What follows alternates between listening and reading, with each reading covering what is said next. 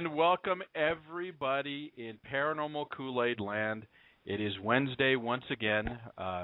Tonight's going to be a special night for us. Mr. Bowler is out looking for the where he lost his ghost pool pond fishing tournament joke. I don't know where he found it, but he's looking for it in New Orleans tonight.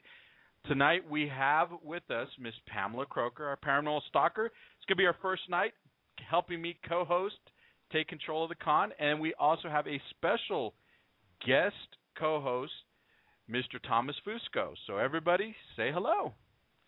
Yeehaw!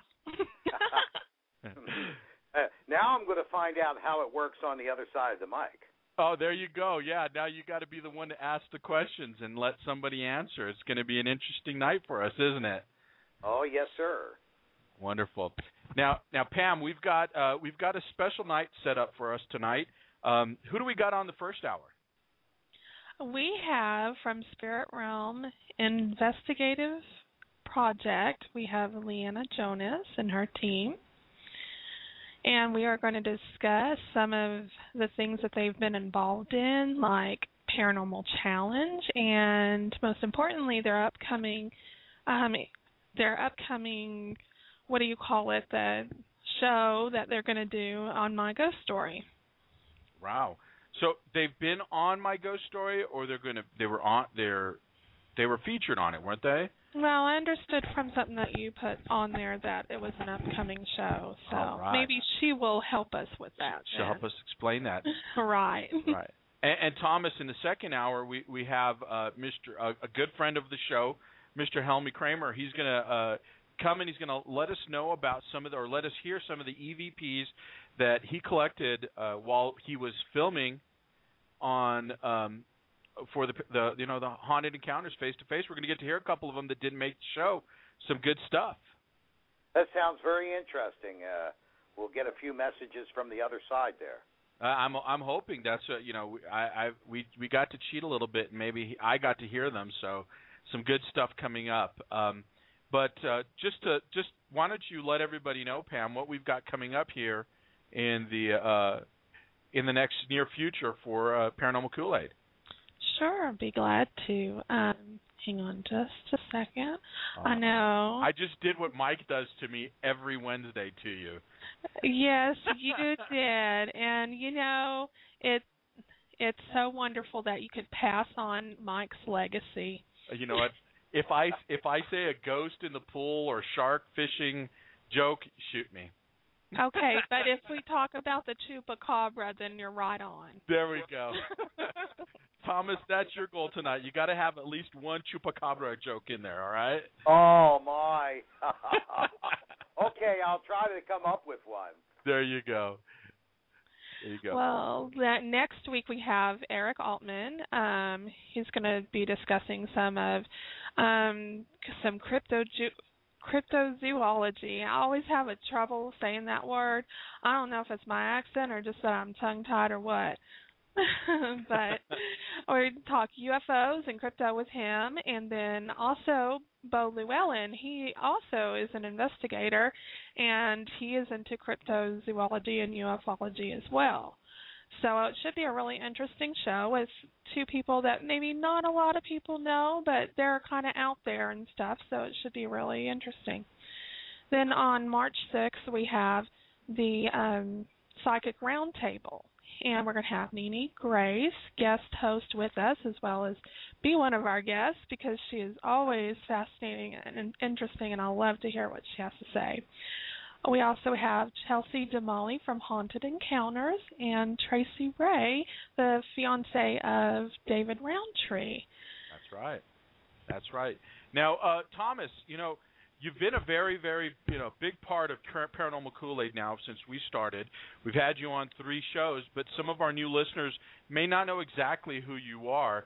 Why don't you give us a brief summary of exactly what you do, how you do it, and tell us about your book. Okay. The book I wrote is Behind the Cosmic Veil, a new vision of reality merging science, the spiritual, and the supernatural. It was published back in 2011. And it is a new vision of reality. It's an actual way of looking at the way that reality is put together, what we might call a TOE, or a theory of everything. And what's significant about it is that it does incorporate paranormal phenomena within its model. And this model provides many answers and reasonable explanations behind the kinds of effects that we call paranormal phenomena, and gives us a handle on what might actually be going on in as far as the science or the physics of it. That's amazing. And did you let everybody know where they could get your book? Oh, well, look at Scott. But I'm Scott Grunwald out there. You can find out everything about the book and lots of information on this at www.cosmicveil, spelled V-E-I-L, cosmicveil.com. Big props to Scott Grunwald in the chat, everybody. The crazy zany Scott putting up that post on how to get your book on Amazon. Well, everybody, I'm just going to let everybody know that we've got LeeAnna. She's on hold. Pam, why don't you give us a little bit more information about her team, or so that way we can go ahead and get her into the chat. Okay, great. Spirit Realm Investigative Project, they have been to several different destinations, and they are an all-girl team. There's 3 of them on the team, and they have been featured on, as I mentioned before, Paranormal Challenge, and they got to investigate the USS Hornet, which was they were one of the teams that got to do that. I really liked that episode, and so I'll be putting up that link a little bit later. Also, they are featured on My Ghost Story, so they'll be telling us a little bit more about some of their evidence and things that they were able to share on that show as well. Awesome. So without further ado, I welcome Miss LeeAnna Jonas.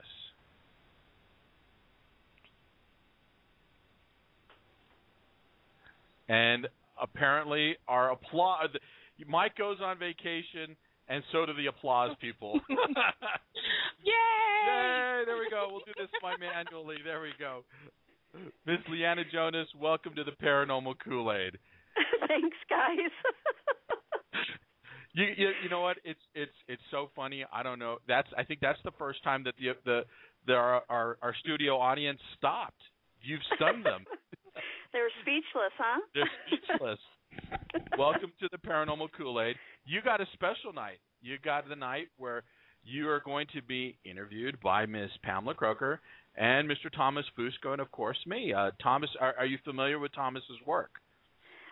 Somewhat. I just found out about his book, though, so I'm very interested to maybe possibly get a hold of that and read it. It sounds really interesting because our team's into the spiritual and metaphysical side, so I'm hoping there's a little bit of that in there, too. Absolutely. Thomas is, we've tried so many times to get, when we try to get into Thomas's side of that, there's so many other fascinating parts of his work that it's really difficult, and we promised to get him on to talk a little bit more about that. But why don't you give us, a real quick description of, I know Pam did a great job of letting us know about your team and what you've been on and what you've done. Why don't you let us know a little bit about Miss LeeAnna Jonas herself? Well, I've always been into the paranormal side of life. I started as a child. I saw my first apparition when I was in 5th grade. Unfortunately, us girls were kind of messing around with the Ouija board and doing seances, so we conjured up a spirit that was actually a babysitter who killed the baby that she was watching. And we brought her back somehow because her apparition showed up in a rocking chair holding the baby with a knife in her hand. And if you could imagine being 10 years old and seeing something like that, and all 3 of us saw it at the same time, and it scared the living hell out of us, and I've never forgotten that. So at that point, I knew there was more to just us. So throughout my whole life, weird things have happened, and now that, the shows come out, I was a huge fan of Most Haunted. That's what got me started, the English group out of England. and I just saw how people can actually use equipment and the techniques and things to actually communicate, and I thought, hey, I got to go for this. This is something that I've been waiting for a very long time, to try to prove it and make a connection and communicate. Wow, that's amazing. That's an amazing story. I know most of us, when we sit and we start and we talk about how we started on this journey of looking for spirits and probably never had that kind of an experience happen to them. Miss Pamela, I'm going to go ahead and go with you to the first question for Miss Jonas tonight. Well, we actually had a question from chat, so I'll go ahead and ask that. This is from Scott Grunwald. Pantyhose Scott. I don't know if you guys know what that means. You saw his show, right? No. Oh, my God. Oh, yeah. Scooter was on the Paranormal Challenge Linda Vista. Yes. And there was some crusty old pantyhose laying down, and he threw them over his shoulder, and he couldn't figure out where the smell was coming from. That sounds just like Scott. It does. Okay, so what's his question? LeeAnna, he's asking you if it was a 3/4 apparition. See, I knew only from him. No, actually, it was a full no. It was all 4 quarters together. It was a full apparition. It was a woman in the wheelchair, rocking chair with the baby, and no, it was the whole shit and caboodle there, Scooter. Great first question. Remember, I'd like to let everybody know that you're listening to the Paranormal Kool Aid, and if you have a question for our guest tonight, you can ask your question in the chat, or you can call us at 646-929-2384. The Paranormal Kool Aid is broadcast on Dead Air Radio, Blog Talk Radio, and Ghost Tales TV. Mr. Fusco, let's see. This is the first time you're going to get to find out what it's like to be on the other side. Do you have a question for Miss Jonas? Yeah. How you doing, LeeAnna? Pretty good. How are you? Well, very good. Thanks. I would imagine that most people in the audience would be a little bit curious as to, how it came about that you were invited to appear on television. What was that process? Was it coincidence? Who you knew?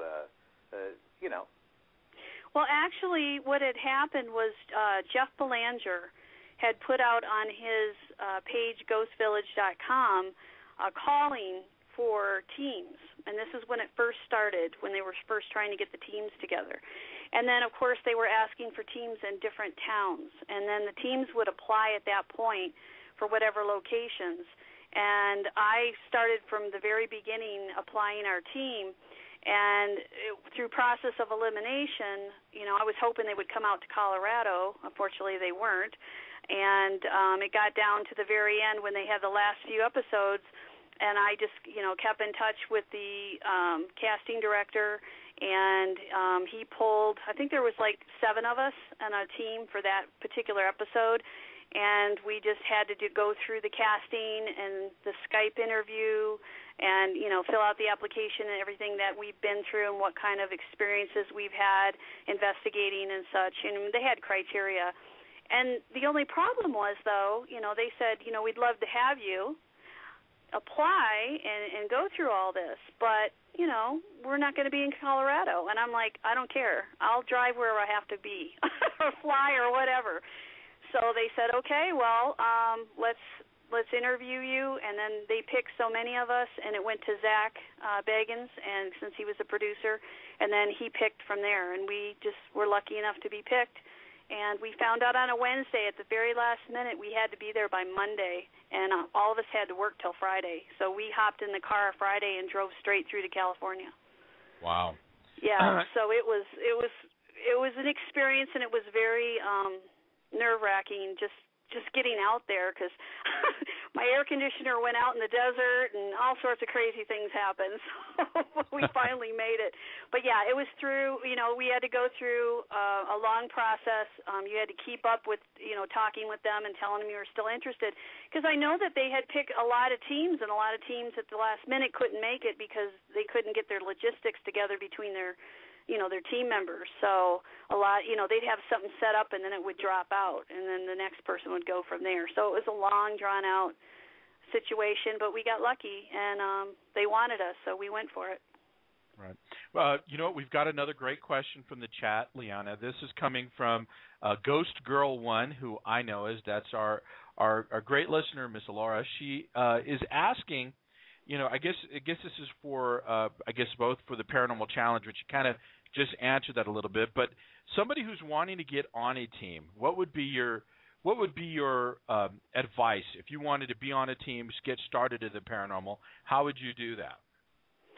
Well, I went through that myself. I would go to any kind of events that are happening in your area that have actual teams that are sponsoring the events, and then go from there, start, making contacts with people. If there is a team that's putting on an event, a lot of them do, I would talk to them and see if they're interested, if they have any openings, or if they know any teams in town that have openings. I would also check, I think it's paranormalsociety.com. That's where we're listed also. It'll go by state, and then she could go through there and sift out what's near her and then email the teams and see if they have any openings. That's the best way to go about it. I myself couldn't hook up with the team, so I started my own.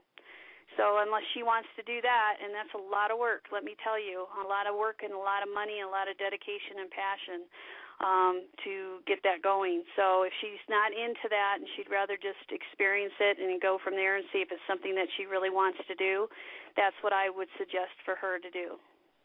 Okay. Good luck. Yes, I know. It's a crazy way to get started, and then when you start your own team, you realize that it becomes not necessarily a fun thing. It becomes a job, doesn't it? Oh, boy, don't I know it. Right. Unfortunately, there's a lot of drama. There's a lot of backstabbing. There's a lot of things that you never thought people could do to each other, and that's the sad thing about it. And I think a lot of people just in, the community, they see all the drama and the name-calling, and it's just sometimes you wonder why you do it, but I'm driven, and it's something I love. It's something I've been wanting to do all my life, and now I have the opportunity to do so. So I'm not giving it up no matter what. So haters, go for it. That's what I just can't understand. And Thomas has got this great opportunity to teach us paranormal peeps how to do things a different way and a different way of thinking. But the drama, where does it come from? I mean, what's the use of it? I don't know, but it's there. I guess it's life, because finding ghosts is so important. It is, and to be able to prove that to other people, especially the skeptics, I mean, I think in a way they all want to maybe believe, but they can't wrap their head around it. And the more that we can prove to them, especially on a scientific level, because most of them are that type of thinking, that mentality, I think if we can get through to them on that end, I mean, let's face it, half the guys that are making the products now that we use are engineers. I mean, science is involved. So I think if you can wrap that around their head and get to them that way, and just the common person out there that's always wondered, and to be able to watch some of these shows or go on a ghost hunt with somebody, and to see, just your everyday ghost hunters that have stuff up on YouTube, I think it's amazing, and I think it's great that it's finally out in the open, because I think it was taboo for so long that people just didn't want to, they think about The Exorcist or all those scary movies, and they don't really see the big picture on how we're actually trying to help the spirits and communicate with them. Right, and Pam, are you still there with us? I'm still here. All righty, Pam. One of the things that you're kind of in the same boat as LeeAnna. You've started this, and you're learning a lot with us every Wednesday night. Do you have any other questions for LeeAnna? Well, I was kind of thinking about all of the drama that's been happening lately. I mean, there has been so much going on with like faking evidence and stuff like that. I've seen, just from my paranormal stalker page, I have seen that there's teams that just feel like they have to call somebody out, Mm-hmm. you know, and be really rude and stuff like that. Have y'all had anything happen like that to y'all? You know, there was a group that came after us about K2 readings that we were getting, and this guy was, you know, when I saw some of the nasty stuff he was posting, I had to investigate and see where he came from. And I saw on his Facebook that he boasted about, you know, I don't care what people think, I'm going to go after him, and go ahead and, you know, let's go for it, let's tangle. And I'm like, okay, well, he's just looking for a fight. So I nipped it in the bud really quick. I didn't give him what he wanted. I just said, you know what, go play in somebody else's backyard, because you're not welcome here, and I'm not going to play your game. And it shut him down real quick. So I know there's a lot of other teams that, you know, what they want is they want you to engage. They get off on it. They want to start a fight. They want to make drama. And then it escalates, and then their buddies come in. And usually they'll attack you in a group. You know, they're all there. They're all waiting to see what you're going to say, and then boom, boom, boom, boom, they all try to hit you. So, you know, it's like the bad against the good is what it actually is to me. It's good against evil, and these folks are seeking attention. They're jealous for whatever reason, and they just feel like, well, they can't make it either being a true ghost hunter or what have you, so let's just cut them down, and I'll be known as, you know, a savior for the fakers, or, you know, to you know, I mean, really, I think that's, and that's their way of making themselves look bigger than they are. And it's sad, because there's really good teams out there, and there's people that believe in what they find. I mean, as far as our team goes, we're into debunking. We'll never put anything fake out. I would rather, you know, eat glass than do something like that. That's just not who we are, who I am. I'm proud of our team. I'm proud of our evidence. Why would you want to fake that? Not to mention karma will come and get you. I mean, I'm a true believer in karma. And, you know, the fakers out there, if there is some, you know, you have to live with yourself. What comes around goes around. Absolutely. And, you know, honestly. So, yeah, it's sad. It's really sad, because it just adds more fuel to the fire, and it's just trying to hurt us, or hurt, you know, people who really care about what they're doing. True. Now, Thomas, I know that this is all probably silly to you, but do you have any other questions for Ms. Jonas? Oh, yeah. LeeAnna, I understand that a lot of people in the paranormal investigative field feel that a core part of their purpose is to help homeowners, people that have some strange phenomenon going on in their house and need someone who's very knowledgeable to come in and assist them with it. But I would imagine that in this environment, inspired by all these television shows, where we have so many of these paranormal groups starting out, that it might become increasingly difficult to get exposure and attention from the general public who might need your services, you know, for your individual team. How do you feel about this? Have you experienced that, and what might you recommend to teams to maybe help keep their name prominent so that they basically get called? Well, you know, from our end, we don't do a lot of residential. Believe it or not, we are based in the outside the Colorado mountains. So we do a lot of mining towns. We do a lot of historical sites. We're kind of more into it for the spirit side. We do crossovers. We try to help any spirits that ask for help. We have an angel reader that works with us. So we're not a group that started off just doing residences. And the reason being is because we were green when we first started, I felt that it was not fair to go and say that we knew what we were doing when we really didn't, especially when you're dealing with somebody who could have a demonic entity or something nasty that could be hurting them in their home. We wanted to make sure that we had the resources to actually help these people. Anybody, any team can go into a home and say they know what they're doing and gather evidence, and then when the shit hits the fan, and I don't know if I can swear on this show or not, so excuse me for that, but when the shit hits the fan, and these people are getting scratched and hurt and pushed, and there's something nasty in there, and then you put your tail between your legs and you leave the home and say, well, you're on your own. You can't do that. You have to be responsible for what you're doing. You're kind of opening a door, too, because you're opening that line of communication with those spirits. And I felt, as being a responsible investigator, that I needed to make sure that I had a demonologist or a minister or a Wicca high priestess or somebody that could handle cleansing or helping these people. So, I'm still looking for that person, and I think I almost found them, that I trust enough to say, this is what we need to do, and we need to help these people. So, that's the only sad thing about a lot of teams out there is, they don't have anybody, there are some that do. They've done their homework, and they've got people, spiritual people that can help. But there's other teams that just go in there and kind of exploit the whole situation and make more of a mess of it.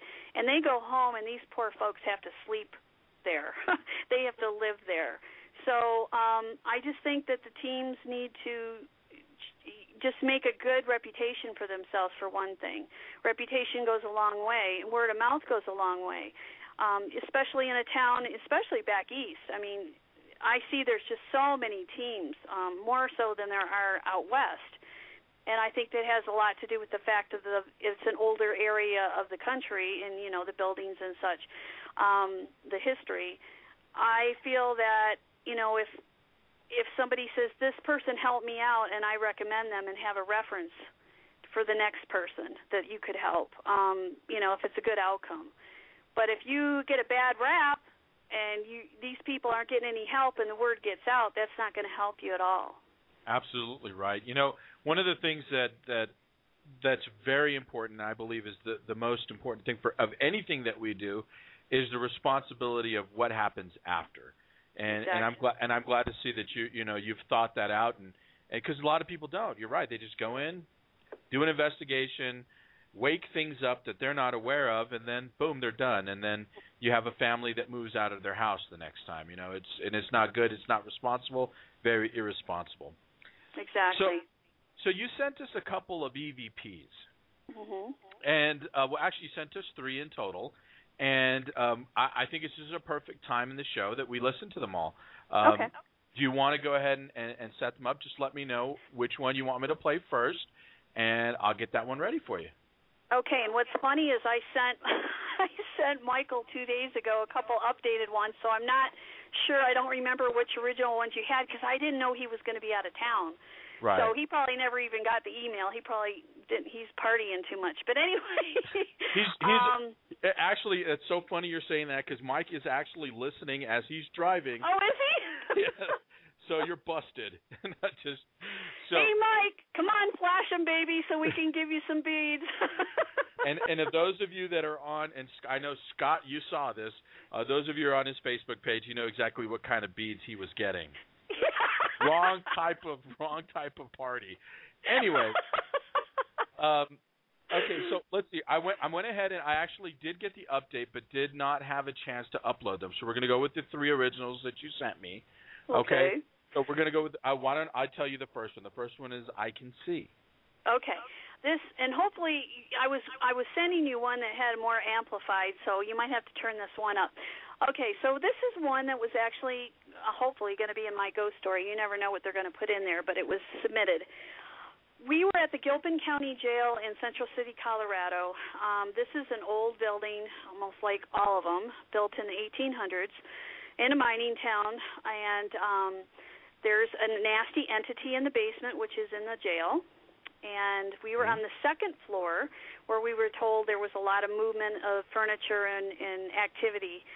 So this was just us starting off in that area, and first question I was asking if there was any spirits around, and we get a voice, it sounds like a woman whispering, that says, I can see only one. Okay. So here we go. I'm going to play this one first. We're going to hear it.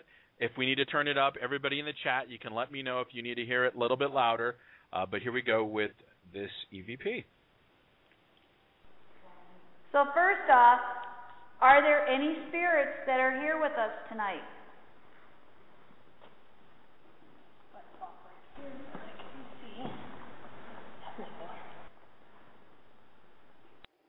righty, that's the first EVP.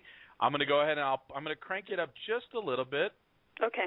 I could hear that at the end, actually, though. So let's go ahead and let everybody listen to it again. Why don't you let us know what you think you hear? So first off, are there any spirits that are here with us tonight?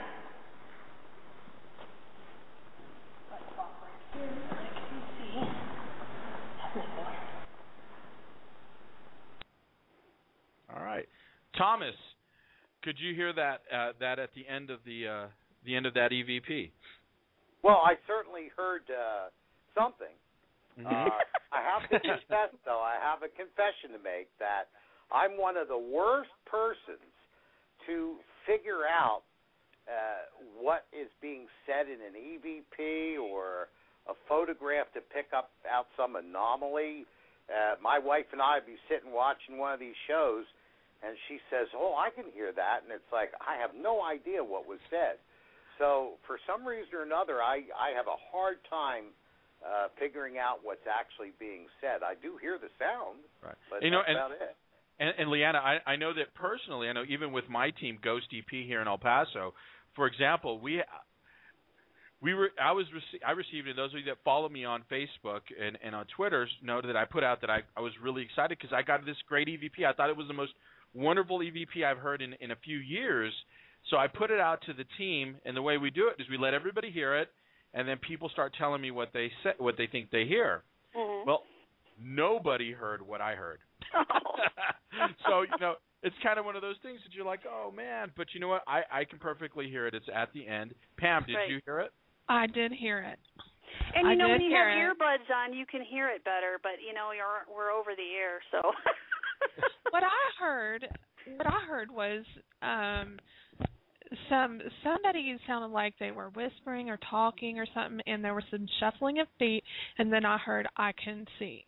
I can't see. Sorry. I can't see. It's really at the end. I'll play it one more time, and then we'll move on to the next one, okay? Here's I Can See. Everybody that's listening, listen to it at the very end of the clip. So first off, are there any spirits that are here with us tonight?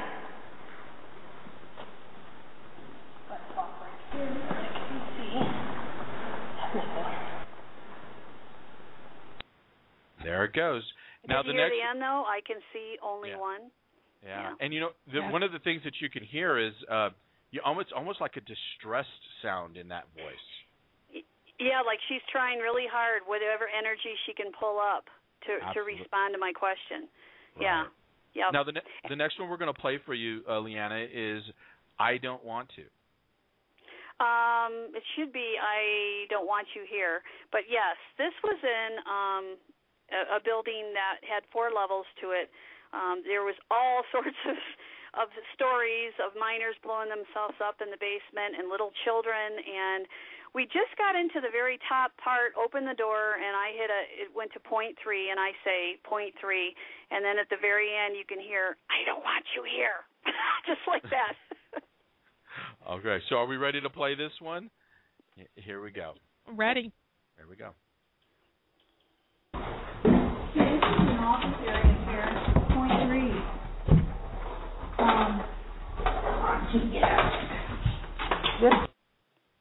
Right, I heard that one. That sounded creepy. Yeah, no, I know. And we showed it. We played it for the ladies that work there, and they were scared to death. They're like, I am never going up there again. Yeah, I always have a problem with those creepy little voices that are like so low and like it's almost like I'm out to get you, and I'm like, okay, stop that. I'm really nice, okay. Yeah, if you want to play that one more time for the folks, if they could, okay. You bet. I'm going to go ahead. I'm going to turn it up just a little bit. Yeah. And here we go. This is an office area here, point 3.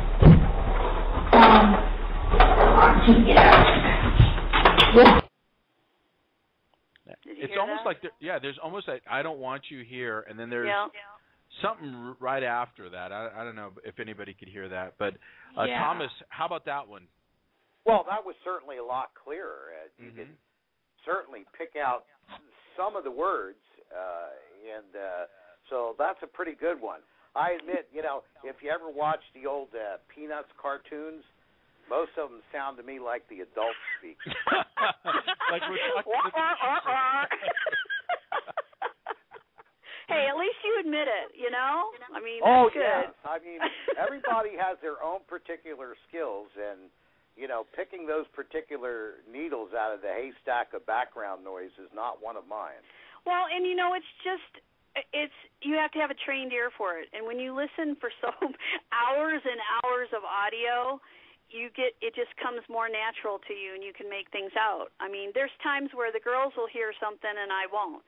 I don't hear that well, believe it or not, and they can pick out things a lot easier than I can. So, and then like the spirit box, forget about it. I can't.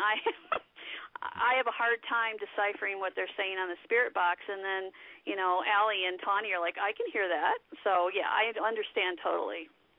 Okay, good. So let's see. We got the next one, and this one was pretty exciting. To be very honest with you, I kind of liked this one. Do you know which one it is, or it's a child? Yeah. Yeah. This was in the same building. Now, our angel reader works in this building on the second floor. She does readings, and when we first met her, she had told us about little kids that hung out on the first floor that they played all the time, and they would hear balls bouncing and even the women that work there, because right now they sell like crafts and gifts in this particular building. And she had crossed over 2 little children. And I thought, okay, well, we're not going to run into any kids if she's already cleared it. And here we were in the basement, and I left a voice recorder rolling upstairs where the kids apparently hang out and play, and sure as heck we picked up a child's voice. So do you want me to say what I think this one says? You know what? Let's let everybody hear it first. Okay, this one might be hard, so okay. Yeah. Okay, let's see what it says here. Okay.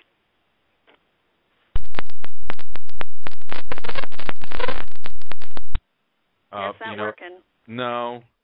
Lovely Darn. Blog Talk. Here we go. Let's try it one more time. Let's see if it'll do. All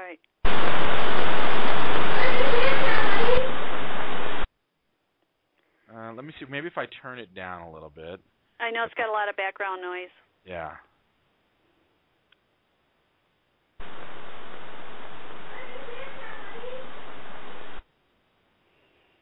Could everybody hear that? I couldn't make that out. Okay, let me see. Honestly couldn't. Once I tell you, you will. Yeah. Yeah, and you will, and it's amazing. And it's when you get to cheat and you get to hear them and know what they're going to say, you're like, wow. Here we go.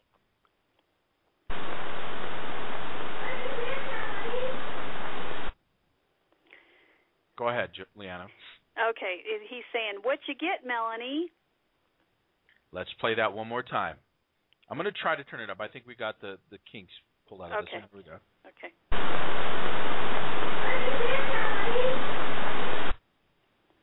Yeah, I'm still having trouble with that one, but that one you need real heavier buds. Yeah, I might be more on Thomas's side on that one. Yeah, I thought that the first static that came across when you started playing it, that was the EVP. Sounds like one to me. Yeah. Well, it took us a while to figure out what the child was saying, because we could hear that a child's voice, apparently. But, it took us a few rounds, and I even put it up on YouTube and let people take a go at it. And finally it became clear after I heard it over and over, and I finally figured it out. So, I know it's hard over the air, but when you hear it, if you've got earbuds in, you're like, wow, that was cool. Just the fact that we got a child, it's sad, though, in a way, because nobody wants any children trapped there at all. But it sounded like he was having a good time, so I don't know. Well, that's the main thing. They have a good time in the afterlife, Right, exactly. You hope so. That's what we all hope.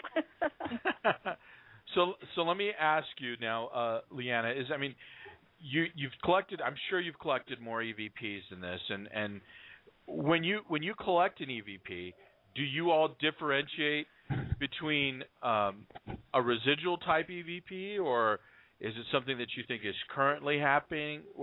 How do you decide that? How do you filter through that process? I think it just depends on the situation of the questions and who we're trying to contact. Our team does a lot of background history on the location, and then we interview any employees or owners or who have you that have had experiences, and we gear our investigation towards some of that knowledge that we have. So usually the EVPs, you want to have a response or a direct response, which fits the question. But it's touch and go. Sometimes I just throw them out because they're not even relevant, because then I don't know if it's residual. I don't know if it's just something that plays over and over. Or usually most of our EVPs, especially our Class A's, we try to go for some kind of interaction, answering a question or something that's going on that's relevant. I did send him a great EVP that you guys don't have, and it's part of my ghost story, and the ghost actually does respond to what we're talking about. Really? Yes. Yeah, we were on the second floor doing the interview with the man that works there. That'll be on the show. And we heard a noise, like a door shut. When we came around the corner, I said to the girls, "Did you guys hear that door shut?" And Tawny says, "No, it sounded like it was downstairs." And the spirit goes, "Where's the stairs?" Wow. Clear as day. And it makes you wonder what they see. I mean, obviously, the spirit heard us, but in his dimension or whatever he's living in, he didn't see any stairs. He's like, "Where's the stairs?"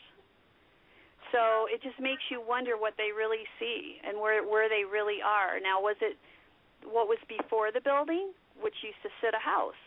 So maybe that house didn't have stairs, and he's seeing what he saw back then. So it makes you wonder. It really makes you wonder what it's all about. You know what? I found it. Oh, and good. Let's see if Pam, why don't you go ahead and take over, and let's see if I can get this uploaded quick enough here. Okay. Was there any other experiences that they've shared on My Ghost Story besides that one? Oh boy, My Ghost Story, you're going to find out, is a very different situation. We're dealing with a possession. There's a gentleman that works there in the building that has been there 17 years, and he has made a relationship with the nasty spirit in the basement. Tawny actually saw the apparition of the man in the jail when we were doing our interviews, and we were told beforehand by a couple people in our angel reader that there was a nasty man down there, because the angel readers actually saw the man, the apparition, and he was not nice. And all the women in the building won't go down there. They're afraid. It's just a very heavy, dark feeling of energy.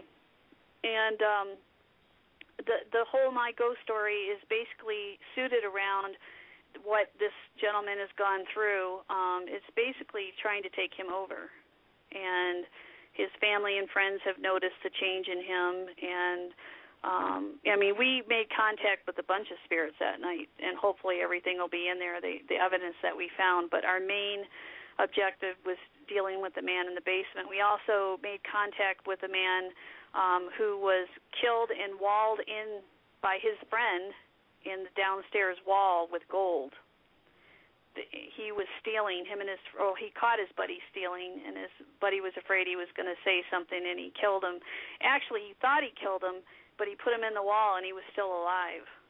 And this spirit actually made contact through the Ovilus and tried to tell us his story.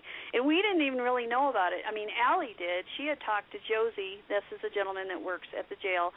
And she had heard about the story, but we didn't. So when we started to get all these answers on the Ovilus to our questions that geared towards that story, Allie's like, "Oh, my God, I forgot about this. Josie told me about this man." And we're like, "What?" It was news to us. So it's a really, really interesting location. And we didn't even want to go back there because it kind of invaded our one of our teammates. It followed her home. And so we didn't want to go back to that jail, but My Ghost Story was interested in it, so we had to. Oh, wow. So they have y'all go back. They have y'all go back to... Oh my goodness, I would be scared. So they have y'all go back to the location just so Yes. that they can film y'all like y'all are doing the investigation, right? Yeah, you have to do like reenactments and everything. Yeah. Goodness. They kind of mesh it with some of the rare, raw footage that you had that you took from your investigation, and then they have you kind of reenact everything. So I think we're all going to look a little different than we did when we kind of all of us lost some weight. We're like, okay, this will look interesting. Right. Well, when can we expect the My Ghost Story to air? They're telling me that it's episode 60. So whatever episode they start back on next week, we have to count from there. Oh, goodness. And we were actually there in July, so it's been that long. We've been waiting. Wow. Well, I hear puppies. Yeah, you know what? My son is getting brought home from football practice right now, and the dogs are going bananas. Oh, okay. So it's just another night at the Medina household. I tell you what. Yeah, if you can't hear my lab in the back, you can hear the chihuahuas inside the house or the kids screaming. That's a typical night at that Medina household. Mr. Fusco, before we play the EVP, because I do have it loaded up, I haven't listened to it yet. Do you have any questions for LeeAnna and what we've talked about so far?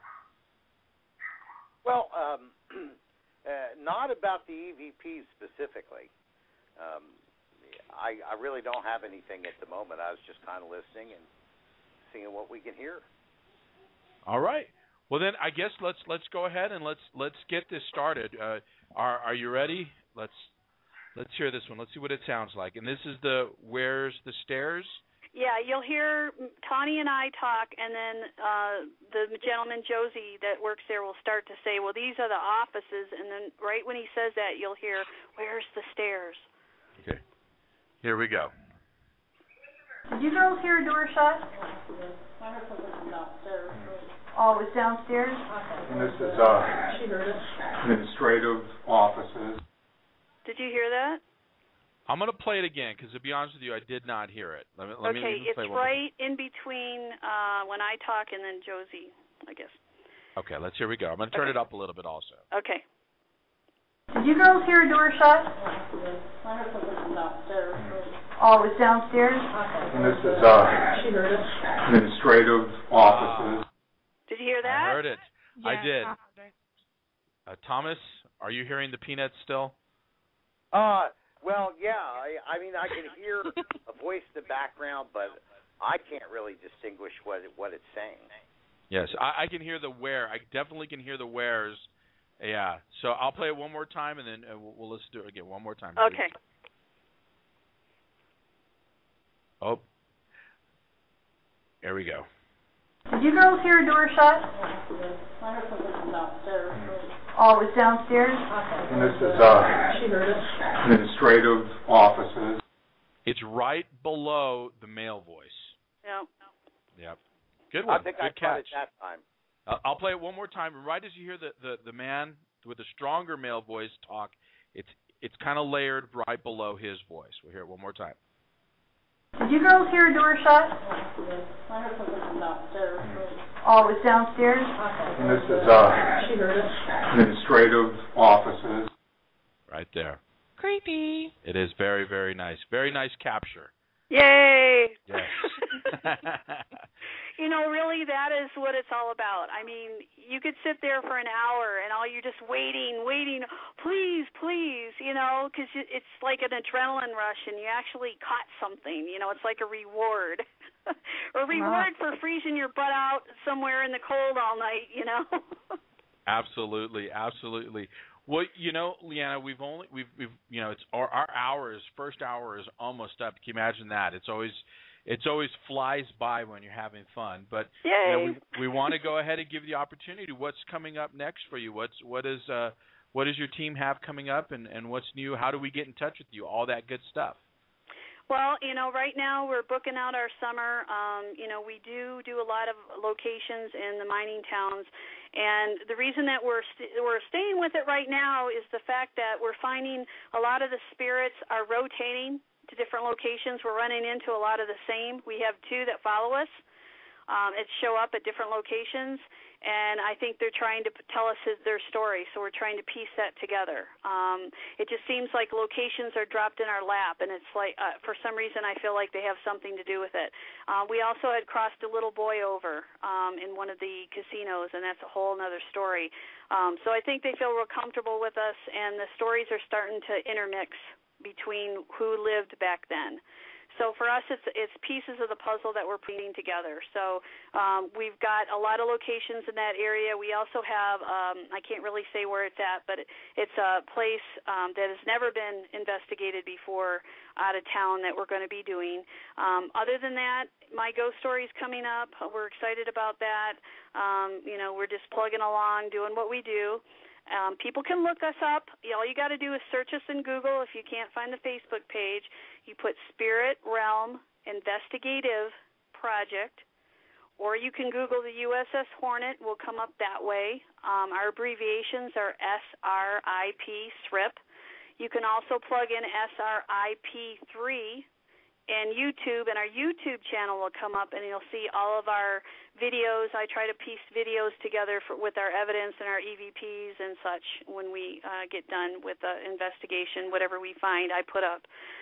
So you can check us out that way. Please like our page and support us, girls. We would really appreciate it. We work really hard, and we're real proud of our team and what we have accomplished.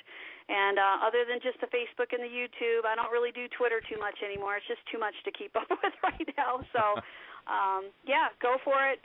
Look us up and give us some support, and hopefully maybe someday we'll be on that screen. But nobody wants girls, unfortunately. They don't take us seriously, and I wish they would, because we can do just as well as the boys can. I agree with that. I agree with that, too. What do you think about that, Thomas? Oh, in some things they do much better job than the boys do. Absolutely. Mm-hmm. Absolutely. Well, thank you. I know I that quite a bit, actually, LeeAnna, because, people see my page, the Paranormal Stalker, and it's, mostly entertainment, things like that, but I share, evidence from different teams, and I try to, get out what people are putting out there for evidence and stuff like that. I, share the history of haunted locations and all that, and I'm fairly curious about it. I'm not going to share anything that I know is faked or that looks faked or anything like that, and people can think that I must not know anything, and I'm still new to, the whole paranormal field and everything. I've been in it for just a little over 2 years now, and I really enjoy what I do. I've been able to do different projects, stemming from being able to do that, and I have a team that I work with for public relations and all of that, So I've been able to do quite a bit, plus, do the show. And people think, oh, she's a woman, she doesn't know that much, I need to teach her, and blah, blah, blah. Sometimes that's not true. Sometimes you'd be surprised, how much the woman actually knows. She probably can make more sense than you, Well, and I agree. And, with us, we find, because we do a lot of our investigations, we deal with a lot of, women that were prostitutes, brothels that have died there, and children. And for some reason they feel comfortable with us, and we get, communication with them, and I think it's because we are women, and they feel the motherly instinct. A couple of us are moms, so it just seems like they don't feel threatened. Whereas a man, even though if he's not provoking, his voice might scare them or his presence might scare them. So on our end, it kind of helps us, and I just feel that we're more intuitive. And especially all three of us, we all saw things as children, so we're all sensitives, and one of them is a medium. One of us is a medium. So it just works well for us, and we're going to try to keep it that way. Great. Well, Ms. Jonas, you're more than welcome to stay on and talk with our next guest, Helmy, if you have the time. Pam, why don't you let us know if what's coming up next? What can our listeners look forward to for the second hour? Okay, well, on March 13th, we're going to have a special show with the Haunted Collector. We're going to have some of the people that are, investigating with Haunted Collector from the show on our show, and it is because the Haunted Collector will be starting back on March the 6th. Then on March the 20th, we are going to have a special show. And for anybody who knows about Post Town, there was a lot of controversy over some faked evidence. And people are saying that evidence was faked and things were happening that weren't truly happening. And they were blaming it on the caretakers. So they have asked a team called Cradle to the Grave Investigation to come in there and actually prove this all wrong. So we're going to talk to that team and find out what's going on there. Great. And then coming up, we have Mr. Helmy Kramer. He's going to be joining us after our short break. And I want to let everybody, remind everybody that you're listening to the Paranormal Kool Aid on Blog Talk Radio and Ghost Tales TV. The number to call in is going to be 646-929-2384. We've got a great chat going. We've got Mr. Scott Grunwald, Lee York, Alora. She's out there, and they're all talking to everybody and serving up the Kool-Aid while Pam is helping me co-host along with Mr. Thomas Fusco. It's going to be a great show. Everybody, we've got some new music for our hold. Going to take a little bit of time to go and fill back up those glasses with whatever you're drinking. Everybody, here we go. Mid-show break.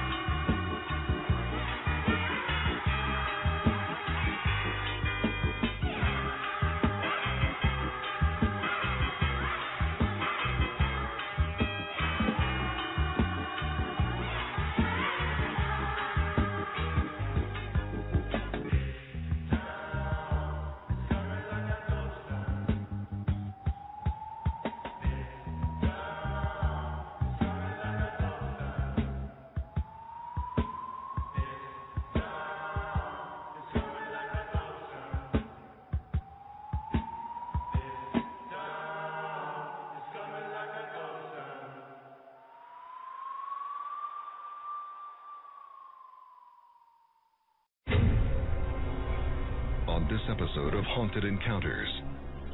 I've heard knocks throughout the house, the shadows, the voices.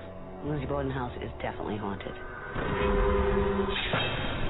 An investigation of the Lizzie Borden murder house. After being here so many years, you kind of see that there really couldn't have been anybody else. All of a sudden, I felt this in my stomach, like all the air came out of me. I couldn't breathe, and then I felt like I was going to pass out. I always thought when you're dead, that's the end of it. And then I find out, no, it's not. The Bordens are still here. They never left. Tonight, the investigation team known as the Paranormal Syndicate, including lead investigator Daniel, case manager Jordan, technical specialist Helmy, renowned psychic Chelsea, and special canine investigator Captain will search for evidence of paranormal activity. There's been some pretty compelling evidence to come out of this house. If something's happening, we're going to catch it. There's a handprint in that. I piss something off and I don't want to be left alone. Oh my God, oh my God. And also, a terrifying trip to a haunted theater. I was sitting in the theater by myself, and I felt a hand running across my neck. There was a stronger presence there. You could feel something wasn't right.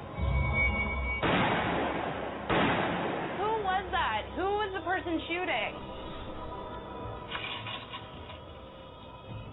Is someone there? We want to identify every nook and cranny, every closet, and every piece of this structure that could possibly hold results for us.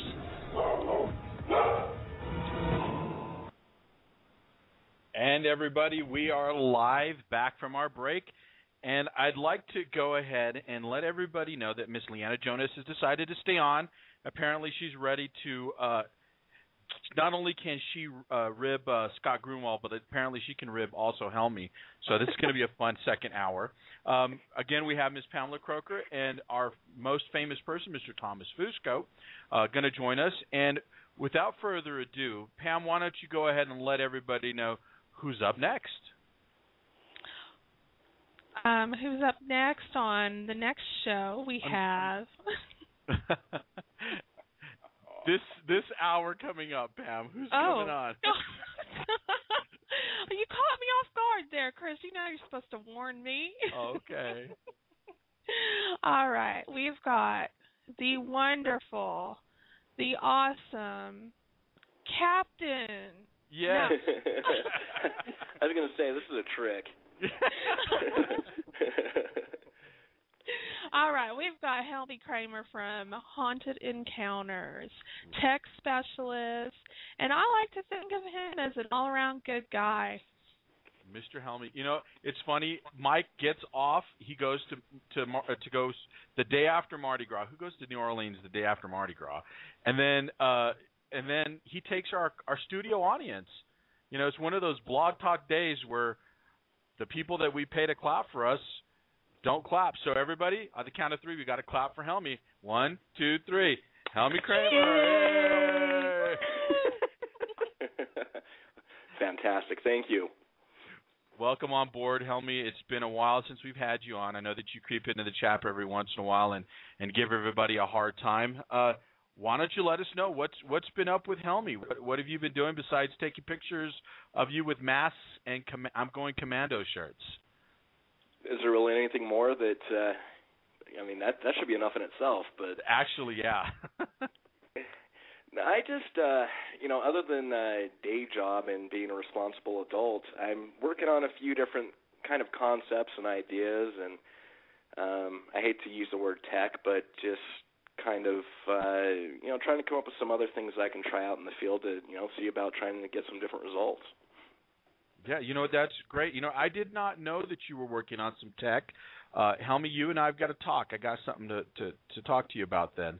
That'll be off the air kind of a conversation. But you know what? It's good to hear that you're continuing to go forward and move forward and doing, just getting better at what we do, because you and I both know that practice makes perfect, right, Helmy? No, that's the theory. We'll see. Yes. I got a ways to go, but No, I think that's what it's all about. You got to continue to evolve. I mean, you can't expect a different result when you keep doing the same stuff. So. Now, one of the things that I've enjoyed about having you on, separate shows is to get to know exactly what, you get to go to different locations. You get to see different places, and experience different types of phenomena that happens. Why don't you just, give everybody the quick Helmy rundown of how your EVPs were recorded that you're going to play for us tonight, where they were recorded. We've got 2 of them, and we'll break into them a little bit, but give us a little setup of where these shows, where they came from, which location they came from, and maybe why you think they didn't make the show, or what was the criteria. I don't remember which order I sent them in or what they're going to get played. One of them's from Eastern State, and it was recorded with a little device I call the Paraline. It's a little antiquated as far as technology goes, but I'm a big fan of old-school recording devices. I think that they're far more suited for what we do than a lot of the newer technology and the digital recorders, which, by design are supposed to cancel noise. The frequencies and where a lot of these EVPs are coming in, and the way that they sample these recorders, the ambient noise is going to, in essence, going to emit the EVPs and give you a worse result as far as when you have an opportunity to capture an EVP. So I like to use a lot of these old magnetic recording devices, cassettes, mini cassettes, reel-to-reel, because they record absolutely everything. They make noise. At the point of recording, they actually generate white noise, and they use, like I said, a magnetic recording device to actually burn, for lack of a better term, I don't want to get too technical, the sound into the tape itself. So I take that, and then I use newer technology. I will hardwire in an omnidirectional condenser mic that's powered, so I have the ability to record the full range, or the most broad range of frequency as possible. So the one at Eastern State I actually captured with that device, and I believe, I'm not sure, on the Silver Fox, I think the other one's from the Houghton Mansion, and I think I might have actually just used, I've got kind of it's just a regular Olympus digital recorder, but I've tinkered with it to try and disable, for lack of a better term, the noise-canceling aspects to it. And it still works, so I don't know what I've done to it, but I have a pretty decent result with that. And it's a little more, throw-and-go friendly. I can throw it in the pocket and hurry and bang one out and be able to review it after the fact. But the one thing I like with the Paraline is I can review it live. And so I think it's just rude to not have the opportunity to maybe speak back. And I've had some pretty good results with being able to monitor these things live. So that's the devices I used on the 2 that I provided you. The reason they didn't make the show, I would say, is pretty simple, and I can get into it a little further. The one from the Houghton Mansion was captured right there, and that's the way the show was. We were trying to capture stuff, in essence, in a live fashion and present it that way. However, due to what this EVP was, I couldn't really make heads or tails of what it was saying. I mean, I could hear it clearly, but it didn't make sense to me. And, the way TV is, you don't like loose ends. And so for me to fumble around and try and guesstimate what this thing was saying wouldn't work. It wouldn't convey. So that's probably why that one didn't make it. The other one, I had actually walked off at Eastern State, and that was actually recorded. I wasn't reviewing it live, and I didn't pick that up until I was reviewing it after the fact. So again, the way the show was set up, everything was presented live, so that was captured after the fact, so it was too late. Helmy, do you think that that you're going to get a chance if y'all get a season 2? Do you think that y'all are going to get a chance to actually go over some of this and help them edit and help them know what they should be choosing for the show? Possibly. I'd like to think so. When you go into something like we did, they gave us enough rope to hang ourselves with, and that was the way we really wanted to do it. We didn't really have too much say in what was presented.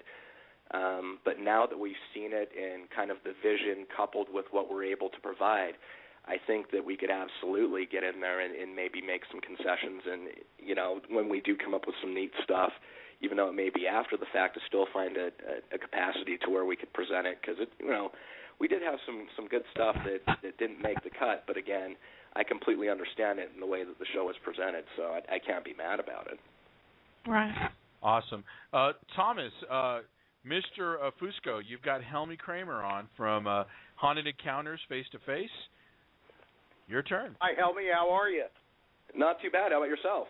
Well, pretty good, thanks. Good. Just wanted to take a second to remind everyone that you are listening to Paranormal Kool Aid on Blog Talk Radio and Ghost Tales TV. The call-in number is 646-929-2384 to ask any question of our guests. I think, Helmy, I'd like to start out with the same question that I asked LeeAnna in the previous hour. Could you tell us a little bit about how your group got together and how you ultimately wound up being on a television show? Yeah, absolutely. I don't know if you know anything about me, but my claim to fame is I'm the first person that I've been able to find that actually took a dog and did a formal training to utilize it effectively in the paranormal field, which was pretty unique in itself. Had an opportunity that was presented for the show, and I really am a big fan of utilizing history. I think it's very widely underused in the field. It's easy to go in based off of reports and what everyone tells you is there versus digging in pretty deep and finding out the actual events that transpired, which I personally believe are oftentimes the reason the facility, the building, the site, whatever, might actually be experiencing the activity. So to go in there based off of some urban legend, you know, a bunch of people got killed here by a crazy serial killer. Well, no, that never happened. However, there was these other events that went down, and so to maybe appeal to the spirits, the resident ghosts, you know, whatever you want to call it, in a capacity where it's something that's interesting and relevant to what they went through and why they still may be there, is going to, in my mind and in my experience, generate a better result. I had seen Dan and Jordan working with the Resident Undead Project, and they had really embraced the historical aspect in a way that was really kind of unique, was very unique, and it was very effective, and it was something that, you know, I knew I needed to figure out a way to utilize history better. And what better way than to actually present it to them in a way, you know, where it's, and there's a couple ways that it breaks down, and I'm not by any means the expert in the ripples. I'm just kind of an observer.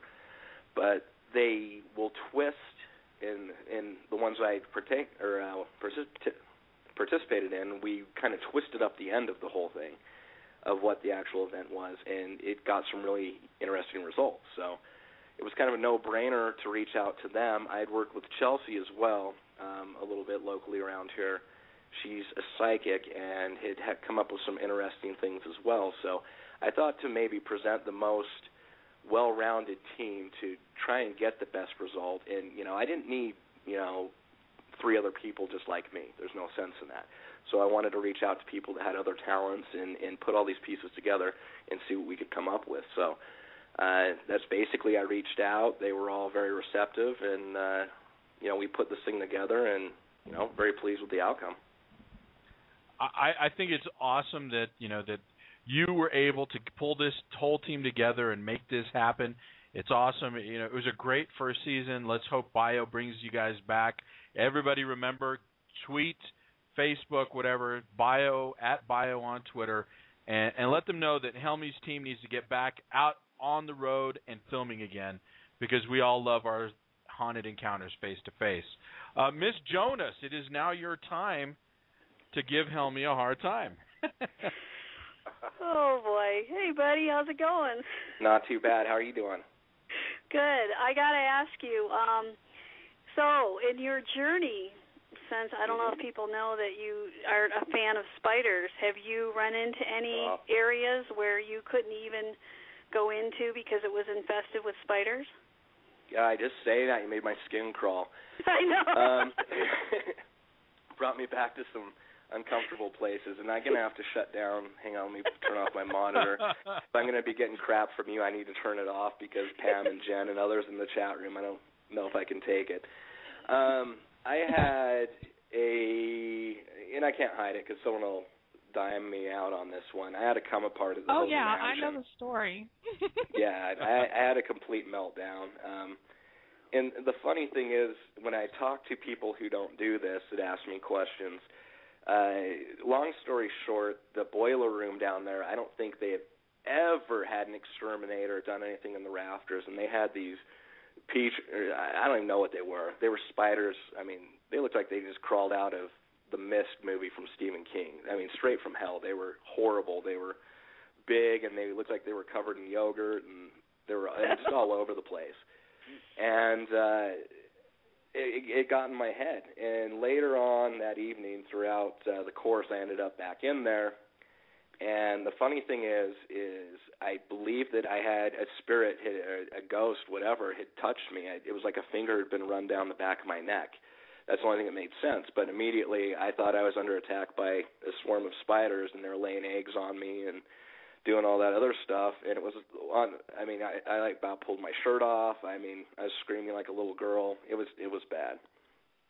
And I don't know, I'm getting choked up thinking about it now, but yeah, that wasn't awesome. So the funny thing is, I'm like, as far as because there's nothing else. I mean, the room is completely enclosed. It couldn't have been a draft. There's nothing hanging down. I was in an open area of it, and it was very defined. You can talk to anyone I've ever gone out with. I do not talk about personal experiences. I think that I think they're virtually worthless. They're neat, but I'd rather capture something that I might be able to share and get some opinion off of and that type of thing. But no, I'm a little uneasy just talking about that. But something something touched me, and I had a bad night. Now, hopefully, not everybody in the world will start sending you spider pics. I hope that doesn't happen. My disclaimer's out. I've already gotten. I had to start over on Facebook, and there's a one and done policy now. So anyone throwing spider pics on my Facebook, hey, I got two. Time out for 6 months. Yeah, I got two before he brought the world down on me. Okay, no more. Yeah, the one and done. Yeah. Definitely. I can't do that. So, Helmy, getting back to your experiences with with the show and your before the show. So you're an investigator, and you think of this project and you want to put it together. You started in tell me the state where you started. Where did Helmy become the paranormal linebacker and decide to start doing investigations? Utah, born and raised. I've spent about 6-7 years outside of Utah in different capacities, day job stuff. But I'm a Utah boy. Wow. So any of the places out in Utah that you would say is somebody's got to go see? I mean, when you go home, that place that touches your heart, where is it that you'd like to always go? They keep getting shut down. I don't want to say anything. My favorite place in the world was old Utah County Jail, which initially was a hospital. It was, back in the day, there was no hospice. It was basically where elderly patients who were terminal went to live out their final days. And then eventually it got turned into a jail. It was a phenomenal facility. I was really fond of that place. But some vandals went in with sledgehammers, took out some structural walls because back in the day they built them with cinder blocks and did a number on it. And, they haven't finished tearing it down yet, but it's going away. Jen, who's actually I think she's still in the chat room unless she got scared and ran away, the parahistorian. We actually had the opportunity to get into the old Bushnell Army Hospital / Indian schools, which was highly regarded as one of the most haunted places in Utah. But that's the urban legend aspect of it, because ever since it was shut down in the early 80s, I believe, it's been one of those places where you get arrested if you go in. So it was all kind of hearsay. But dealing with the university before they they just finished tearing it down. We actually had the opportunity to get in there as the only people ever to have permission to get in there and document some of the stuff and all that. So those were really kind of my two favorites. The old Utah, or the Union Station up in Ogden is kind of a cool fallback to places. You always get a good result. The people there are real friendly. It's a fun place. It's got some nice storied history that not a lot of people are aware of. Everyone kind of hangs their hat on the one known death, but that's the good thing about knowing.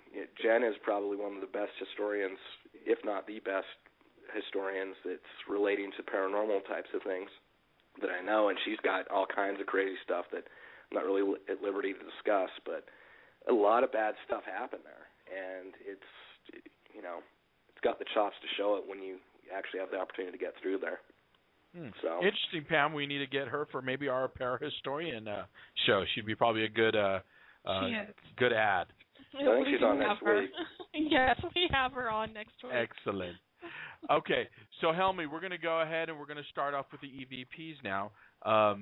Why don't we go ahead and let's see. We're going to do the first one, and it's the one you sent me, and it's I'm Cursed. I believe that's the one.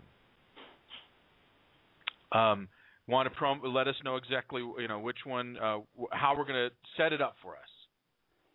All right, this one is at Eastern State Penitentiary. I spent a lot of time in Block 12. I got a lot of good results there, and you strike while the iron's hot. So this was, I'm not sure at what point, but again, this is going to be on the third level of Block 12 at Eastern State. I'm not sure how much I cropped or how much I left in, so you can go ahead and play it, and then I can elaborate from there. Okay, here we go. This is from Haunted Encounters. Here we go.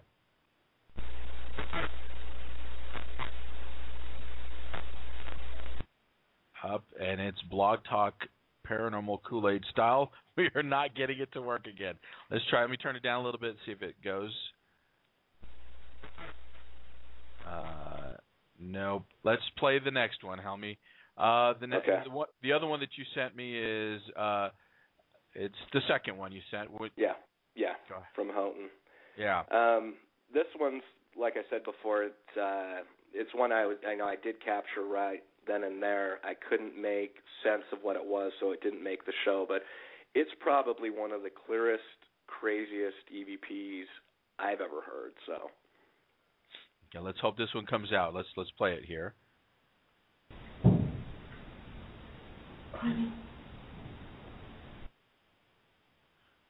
Play that again.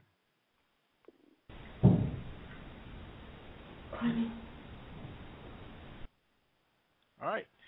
Helmy, why don't you let us know what we're hearing? This is probably, again, one of my favorites that I've ever captured in doing this.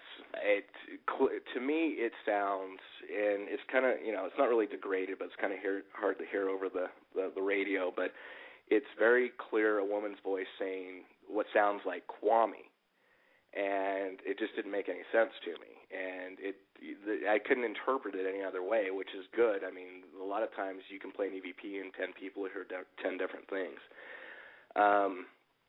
At that point, I had taken kind of a different approach. It seems like a lot of the stuff where people go into the Houghton Mansion are always trying to communicate with the usual suspects, which would be, I don't know, I don't want to take anything for granted. The Houghton Mansion, long story short, A.C. Houghton and his driver, I'm making it really short, they had one of the first cars in the late 1800s in that area in North Adams, Massachusetts, and they were taking a car ride. So it was him and his driver, his daughter and her friend, and they were trying to pass a horse-drawn carriage on a soft shoulder. The car rolled. It killed the two gals immediately. The driver was so distraught, he took his own life in the horse barn the following day on the property. And the dad, Mr. Houghton, died 10 days later of what they called a broken heart, which I would assume would be, in this day and age, internal bleeding from being in a car that rolled down the hill 4 or 5 times. So a lot of people immediately are saying that, again, that's me getting past the history, saying that all the spirits here are Mr. Witters, the driver, Mr. Houghton, and Mary, the daughter who died in the accident. I realized that his wife, who died 4 years later, had gone through so much. I mean, the loss of, her daughter. She lost another infant child, her husband 10 days later, their family friend, their driver and confidant, and a bunch of other stuff. And back in the day, being a socialite wasn't what it is nowadays. It's a lot, you watch like the Kardashians now, and they're living large.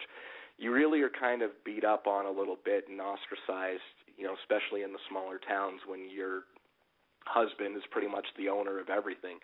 So she didn't have I don't want to say that she had a rough time, but she didn't have a real easy go of it, and she died in the home. And again, no one really did much with that. So I really spent some time trying to appeal to her to see if I could get any sort of communication as to whether or not she may be present, and people might be mistaking her for someone else. And so I got that, and there was about a 2-minute pause. I like to be quiet and try and see if I come up with something. But that's the line. I don't question. I don't interrogate. I just talk.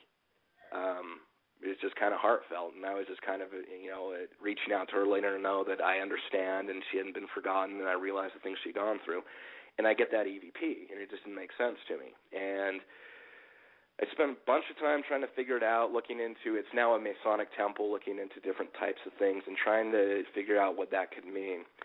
So eventually I had to come to the conclusion that I suck and I wasn't going to be able to get it figured out. So I reached out to Jen, who's much smarter than I am, and within 24 hours she has a linguist that she works with that she brought this into, who immediately said, "Why me?" And what that is she says, and the lady said this is French, and a lot of people that are bilingual will speak, Spanglish, in both languages. And quoi in French is, so in French it would be quoi moi, but she says quoi me would be, Jen told me this lady has personally said it, probably 20 times. She didn't even have to think about it. And so that was interesting, and then Jen dug in a little further, and we started to kind of get into it.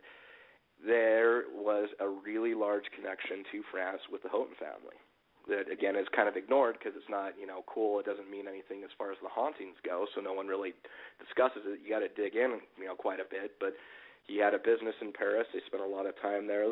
Their children were educated in Europe. So there's a very realistic aspect, again, Mrs. Houghton spending time in France where she spoke at least some French. So the real interesting aspect to this whole thing, bringing it full circle, is I'm down there appealing to Mrs. Houghton and get this response where and at this point I just kind of outlined everything I knew, talking about what I'd said before. You lost it, your two of your daughters, your husband, your family friend, you died of a slow disease 4 years later. I'm like, I can't even imagine what you're going through, and so on and so forth. And I sit there, and a minute later I get this EVP that says, "Why me?" in that woman's voice. I want to play it again. Yeah, let me after that. Let me play that one more time, and then I know that Thomas has been chomping at the bits to ask you a question. So here we go. Play this one more time.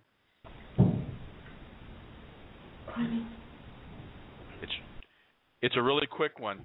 Thomas, I'm going to throw it to you. I know that you've been wanting to ask that question. Okay. And generally what I like to do is get people's folks who are experienced in the investigative field, just some of their impressions on certain issues. I know that a lot of paranormal investigators talk about what they do as part of an effort to prove, quote unquote, the reality of paranormal phenomenon. And it seems to me that over time, over decades, that the raw accumulation of more and more evidence doesn't seem to be bringing that about. So I wanted to ask you if you see part of your role in what you do as contributing to prove the existence of the paranormal, and if this raw data gathering isn't sufficient, where do you see the next level of investigating going in this field? That's a good question, and it's probably not going to be a popular answer, but a lot of people say they go out, they want answers. I think that's unrealistic. There's a lot of things that are said. I don't think by going out and doing the experiments that I do in the different types of things, and what I even the best result that I can get doesn't prove anything. And realistically, I don't think that in our lifetime, and I'm not saying this to be negative, but I'm just watching the evolution of paranormal, where all we have is, like you said, is more of the same. We haven't made any leaps or bounds. We haven't made any discoveries of, with the energy theories of alternate universes or tears in time or anything like that. All we really have is our theories. And like I said, a lot of the same. So I personally will try and the whole thing is paranormal is something that can't be explained naturally. So what I will do is I will try and, and you're off location, you're not in a laboratory, your control is kind of out the window. You can do your very best to, take notes of atmospheric to geological, different things that could have an effect on the results you're getting. It can even be as simple as noting, heating and air ducts. To do everything you possibly can to observe and collect this stuff, and then make sure that you really got to go through the checkdowns. You have to make, I really can't stand the term debunking. The debunking is to basically dispel an entire myth. Debunking would be proving the paranormal doesn't exist. I think it's going about it all wrong. The first thing that you should do if you capture something that you think might be paranormal is to immediately assume that there's a natural explanation for it. You go through those checkdowns and you go through, could it be this, could it be that? Is there someone else here? Is it an external influence? Could it be this? You go through all that stuff, and once you get through all of that, then you can consider that there might be a paranormal aspect to it. But again, you can never prove it. I can take my best pieces of everything that I ever got, but all I can do is present it and say, you come up, you decide. All I can say is that what I did on my end is I was very careful and methodical. Anyone that's ever worked with me knows it's annoying the way that I'll tag absolutely everything. I just try to leave as few explanations as possible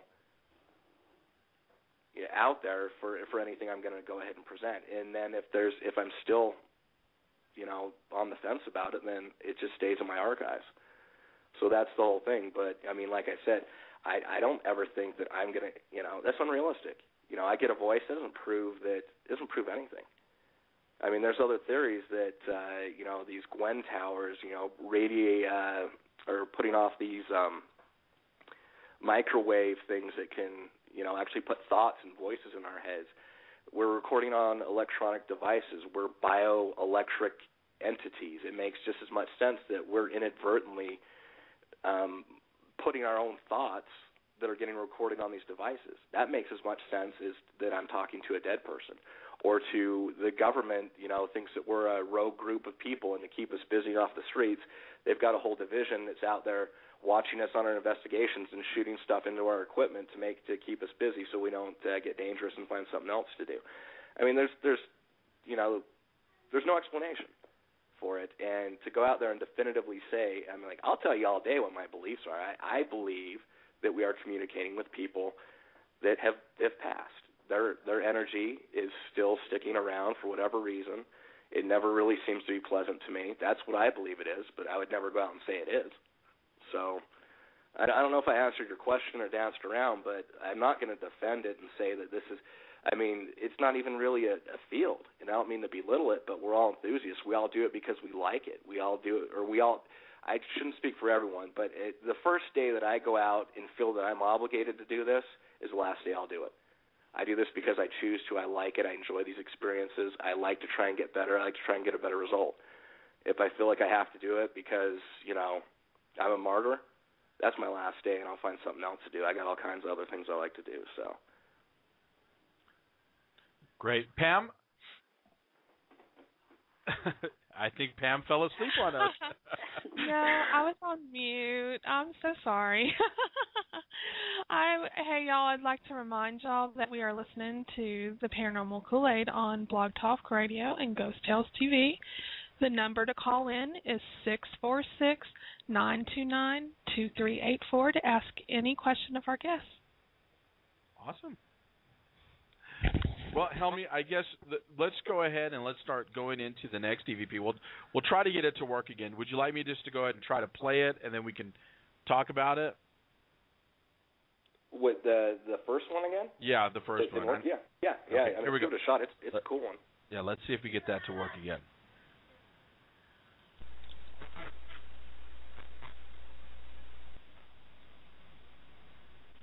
Yep, it doesn't look like it's going to work. Let me try it one more time. No, it's not going to work. Let me try to reload it. I guess let me ask you, if you had the opportunity to go back in and it sounds like you when you had the opportunity to go back and research what your EVP said, and it was awesome that you had a historian to go to, off the air, and a linguist to go to off the air. With Chelsea on your team, were you able to, to have some of that stuff come back to maybe? I know that Chelsea writes a blog, and she's starting to put some of the stuff up that she blogged or she did her pre-show stuff. Did any of that stuff come together with with some of the other areas or that you're able to pull from to help support your show?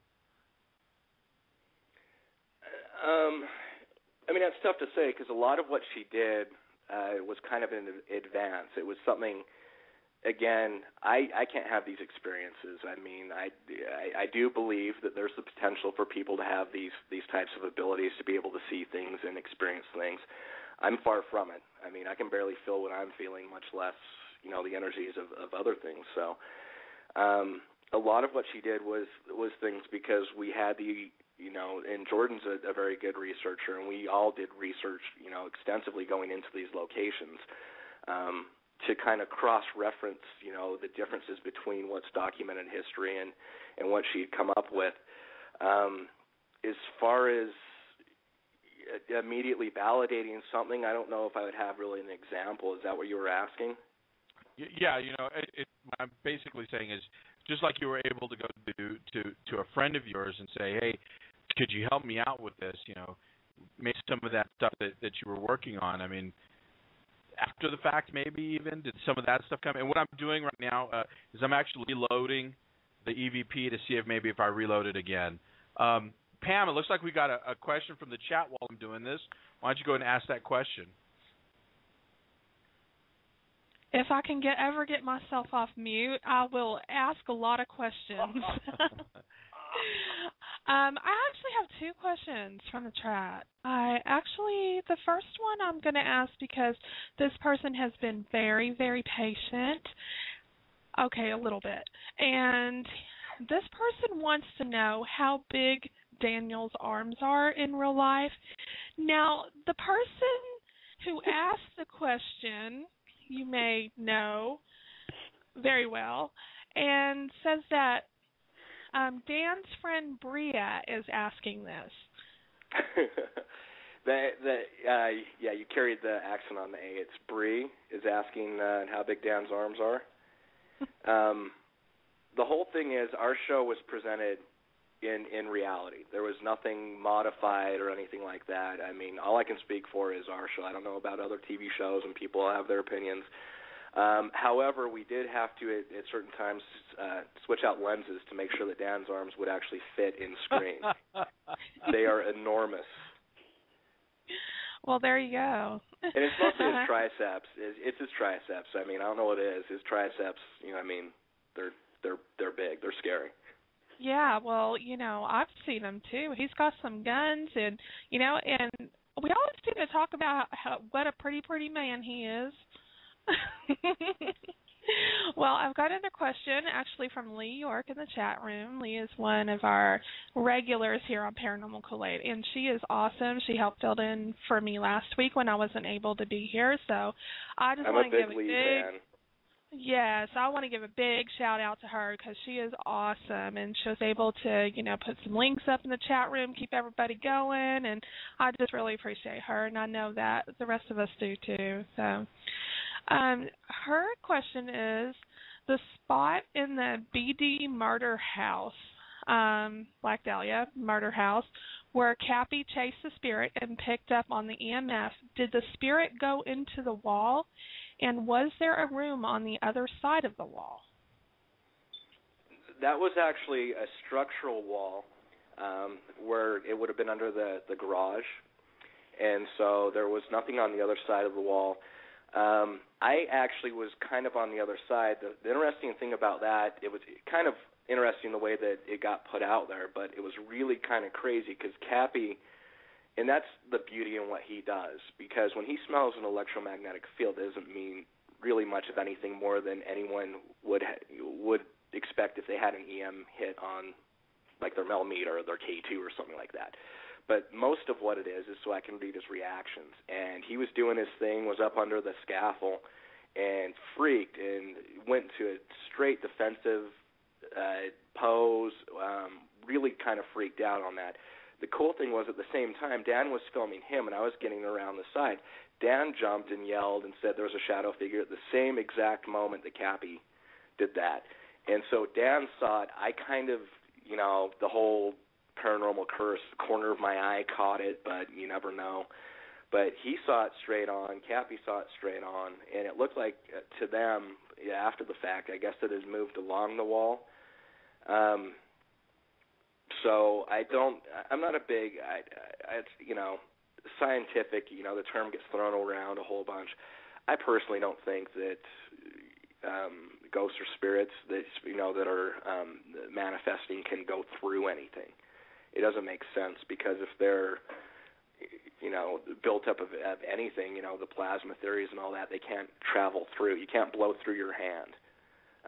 So I don't think that's possible. If there are neutrinos, we wouldn't be able to see them. If they could pass through walls and all that, we wouldn't be able to detect them. So I personally have seen things move across walls or go through doorways, but I've never seen anything actually go through a wall, and that's still the case in this location. Yeah, I know that there's several people who have claimed that they've seen ghosts go through walls and stuff like that, but I think that's usually more in a residual haunting, isn't it? I think I don't really buy into the popular theories. I don't think a residual haunting is the same thing that a lot of people kind of resign to. I think a residual haunting is the same as an intelligent haunting, but it's, as humans, we're arrogant enough to say because it doesn't recognize that I'm here, it's dumb and it's just playing on a loop. To say something's imprinted on the fabric of time is, again, not really scientifically possible. Energy doesn't just, you can't just have a snapshot and it's going to play itself back. I think that whatever the event is, be it mundane, redundant, traumatic, that entity is going through and reliving, it's the same thing. We might be able to see it, but it's going through whatever it's going through, and whatever point of time that it happened, I think it's still the same energy made up of the same stuff. The fact that it's not answering our questions, to me, doesn't make it any different. I think it's just the way that it's presented. So, again, moving through walls and all of that and imprinting on time doesn't make sense. I know nothing we do really makes sense because we can't go out there and define it and prove it. We can only have our theories. But, everything, and all the people out there, whatever your experiences are, seeing shadow figures, apparitions, everyone's got their own experiences. They're never really there for long. And so I don't know that it's not, just going towards a wall and then just dissipating, the energy's used up or whatever. So it maybe gives that appearance. But again, to basically throw all of our scientific laws out just in the name of paranormal, I don't think is really, it doesn't fit me. So I can't really just buy it at face value. So. Well, Thomas, it looks like we have a question in the chat. Would you like to ask that question for us? Well, certainly, yeah. Helmy, there's a a member of the chat room, Milton Cox. He wants to know, do you classify or class your EVPs? And if so, how do you go about it? I'm fully aware of the classification aspects of it. Personally, again, I don't like to kind of just fall into formation as far as that stuff goes. A lot of times, and I don't really, the most I'll ever do is amplify a little bit. If I have to do anything more to it, it's not anything I would ever put out. So basically, in theory, if it's not a Class AVP, I'm not going to put it out. However, I still love doing this, and I still have fun with it, and I'm not an evidence snob. I will screw around with it. I'm good with audio, and I can maybe kind of filter out some of the higher, anything over, say 7 kilohertz, because I know it's going to be ambient noise, to maybe see if I can hear something better in it. Yeah, absolutely. But again, I just try and put out, what I think is the most compelling stuff. And then again, intelligent responses, almost vocal tone types of things, where you can really, a lot of times you're going to need a little help or some opinions on what's being said. This is kind of the nature of EVP. I mean, you're never going to get a voice as clear as our own, or very rarely. But so in those cases, I just try and put that stuff out there and then keep the other stuff off the table. And again, there's more case for maybe contamination, audio contamination on those other things if it's not clear. A lot of things, it's funny, if you ever look at a tape and the sounds of what's happening, someone shuffling their foot, and how it's actually recorded and will be presented is audibly so different. So. Right. Well, LeeAnna, do you have anything else you'd like to ask Helmy or give him a hard time about? Well, actually, I wanted to know if he was going to integrate, since he's such a good tech guy, any kind of piece of equipment into a gas mask. Who says I haven't? Just because. For those of you that don't know, he has a fetish with gas masks. So. And fetish is kind of that's a mild term. It's a love affair. I'm not sure what my malfunction is. I mean, I've got a lot of damage or neurological deficiencies or whatever you want to call it, but I do love me some gas masks. And I actually have done some stuff, not in a practical application, but no, that gives me, it's food for thought. Well, Helmy, I did say that if you got a little too crazy tonight, we were going to have to mace you. So did you ever find those gas masks? I've got, at any given point, I am probably no more than 11 to 14 steps away from a gas mask, so do your best. They're strategically placed throughout the house. Are you a gas mask hoarder? I absolutely am, and it's not like a doomsday thing or anything like that. I seriously, if something bad went down, I'd probably panic and die. Where I'm surrounded by gas masks if it was some kind of biological thing, because I'm an idiot. But I really don't know why. I'm just fascinated with them. I don't know. I really like that, the steampunk movement and all that stuff. I think it's kind of cool. And I think the steampunk thing's really cool because it's kind of the integration of technology and Victorian stuff, and it's kind of how I operate.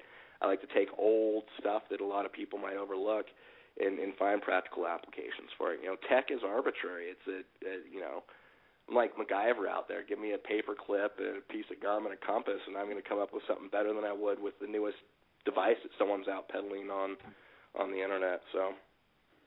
Well, Chris has been a little too quiet, so we got to find out what he's doing. Well, I tell you what, tech, Helmy, you need to come up with new tech for Blog Talk Radio, because I tell you what, it never ceases to amaze me how much this stuff doesn't work. You know, and I'm going to try to play that one last EVP. The file isn't reloading, so I'm going to try it one more time, see if we can get it, and then I'm just going to break into my question here, because let's see here. Here we go. One more time.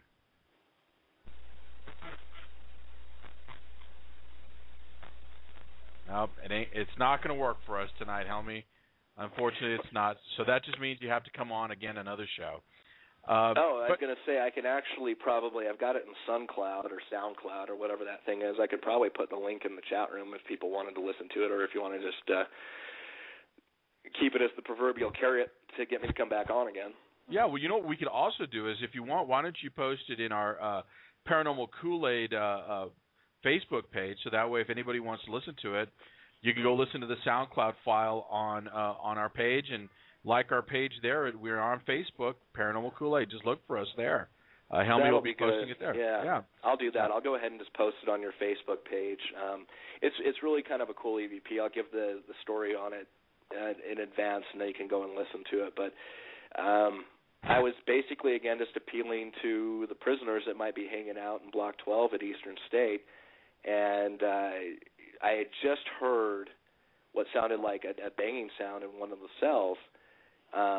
And I said, I know, basically before that, it would have been too long to put the whole thing in there, but I said, I know that that you're here.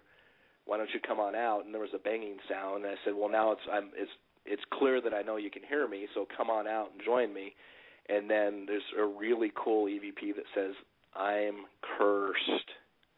Yeah, and it's clear. So it's kind of neat. So those were my two favorite ones. And, again, they didn't make the show for, and TV's TV, and I'm not mad about it. I think that, they presented everything in a way that would have worked better than being able to put those out there. I mean, for me to be down in the basement of the Houghton Mansion looking like, I'm smelling farts listening to this EVP because I can't figure out what it's saying when it's a clear voice, and it's driving me crazy. And again, at Eastern State, there was this kind of a whirlwind, and I did not review that. I had taken my earpiece out to walk up and down, so I didn't turn around and review it immediately. So, that wouldn't have been caught, and I didn't do review on site. So if I didn't catch it live or on immediate playback, it wasn't making it. So. All right. Now, Helmy, you've got a lot of things coming up. We've only got a little bit of a short time left in the show. I mean, it's amazing how fast this time flies with you. But why don't you let everybody know what's going on with Helmy, what's going to be coming up next for him, and where you're going to be. How can we find you? I live in a ditch, according to Spoku. Jen found that on me when she was stalking me. Spoku actually literally has me living in a ditch. So, look for me under a bridge somewhere. No, I'm just kind of doing my thing. Kind of developing some stuff, doing a little bit locally so my skills don't atrophy. I love doing this. It's not about being on TV or something like that. So just out having fun with it. I am going to be, I forgot the days, at the Las Vegas Paranormal Conference in mid-May. Really excited about that. It's Janice Oberding and Robert George Allen. Kind of a neat event. Got some really kind of speakers. I'm really excited. I'll be down there talking about dog stuff and animal behavior and some other different types of things is related to some of the things that we classify as paranormal. And there's a Gold Springs ghost hunt with it, Liberace seance, all kinds of cool stuff. So that's in around the 18th, 19th, 20th, I think, of May at Palace Station in Vegas. I'll be doing the Iowa Paracon in August, and that's about it. Not a road warrior. Both those, the people that run both those have been very supportive, and so I agreed to do it. But as far as that goes, just look for me on Facebook, being taunted by all the people in the chat room and stuff like that. I'm just the butt end of every joke. That's my job. Well, yes, we enjoy it so much, and we're so glad that you have such a good sense of humor. Definitely. You gotta be a good sport. Yeah. Have to. And thick skin, right? Oh yeah. Yeah. So, Tom, you can't be in paranormal and go on TV and not have thick skin. Oh, definitely. Yeah, I believe that. True. Doesn't matter what you do. It's one of the industry hazard, but it's cool. True. Thomas, I'm going to go ahead. We've only got like a minute and a half left, so we're going to have to ask really quick questions. The last question for you, for Mr. Helmy. Okay. We asked LeeAnna this also in the last hour. What would you recommend or suggest to anyone who is wanting to get into paranormal investigating or perhaps join a team? joining a team is a good idea. Try and look for something that's a little more reputable. Reach out, talk to a few different individuals, do some homework, read some. It's one of those things. You can't necessarily learn it all by watching TV or reading a book or finding a mentor. It's a collaboration. A lot of people made me who I am and continue to do so to this day. So I think it's just reaching out and finding like-minded people that are positive and like it. And no one's right, no one's wrong. I mean, it's an arbitrary science, for lack of a better term. So I say just make as many friends as you can and let the chips fall as they may. Awesome. Helmy, I'd like to thank you again for coming on the Paranormal Kool Aid with us. This is a special night. We're going to have to definitely let everybody remember, go to our Facebook page, Paranormal Kool Aid, so that you can listen to that EVP. Everybody know that we're, next week we got great guests, a great show coming on as well. I'd like to thank Thomas Fusco. Thank you for coming on. Thank you for learning what it's like to be on the other side. LeeAnna Jonas, thank you very much for being part of our show. Pamela Croker, as always, you make this happen every week. We appreciate it. So for everybody, thank you. Mike, have fun. Don't get too drunk. We'll see you on the next show. Good night. Awesome show, y'all. Good night. Thanks, Good night, everyone. everybody. Thanks, Thomas.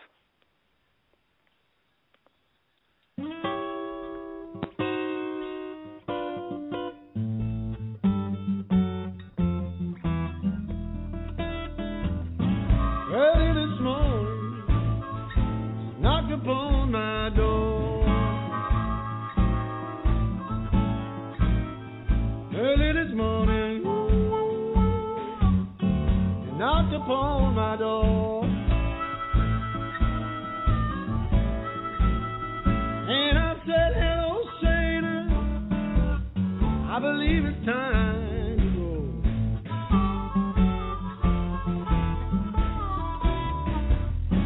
Me and the devil were walking side by side. Me and the devil were walking side by side. I'm gonna beat my woman until I get satisfied. She said you don't see why that I'm a dog around. My baby, you know you ain't doing me right.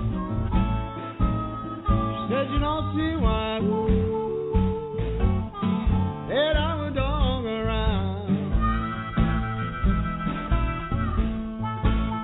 Well, it must be that old evil spirit so deep down in the ground.